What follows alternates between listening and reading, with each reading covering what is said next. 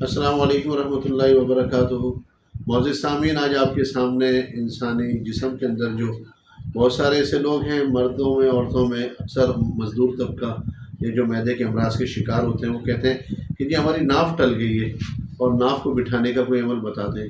اس کے دو عمل ہیں۔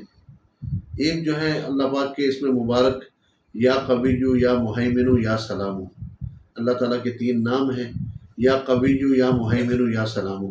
ان تینوں ناموں کو جو ہے وہ تسبیح کے ایک دانے پر کاؤنٹ کر کے 31 مرتبہ پڑھ کر مریض کو دم کیا جائے، انشاءاللہ تعالیٰ کیسی بھی ناف ٹلی ہوئی ہو ٹھیک ہو جائے گی۔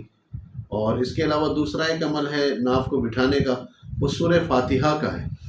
سورہ فاتحہ اسی ترتیب سے، جو ترتیب ہمارے چینل کی طرف سے سورہ فاتحہ کے دم کی بتائی جاتی ہے، تکرار والا عمل۔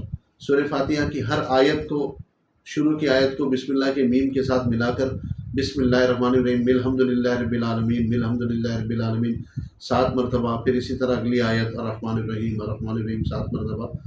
تو سورہ فاتحہ جو ہے وللضالین تک پڑھے، اور کم از کم 3 مرتبہ پڑھنے کے بعد اپنے ہاتھ کی انگلیوں کو ملا کر، دائیں ہاتھ کی انگلیوں کو ملا کر بائیں ہاتھ کی ہتھیلی کے اوپر اس طرح ماریں، اور یہ تصور کریں کہ سامنے والے کی ناف بیٹھ چکی ہے۔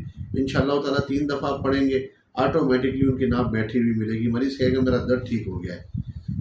دوسرے آپ سے گزارش ہے، ہمارے اس چینل کو سبسکرائب بھی کیجیے، دارالانبیاء فاروقیہ چینل کو سبسکرائب کریں اور بیل آئیکن کے بٹن پر کلک کریں تاکہ ہماری ہر آنے والی نئی ویڈیو سے آپ مستفید ہو سکیں۔ السلام علیکم ورحمۃ اللہ وبرکاتہ۔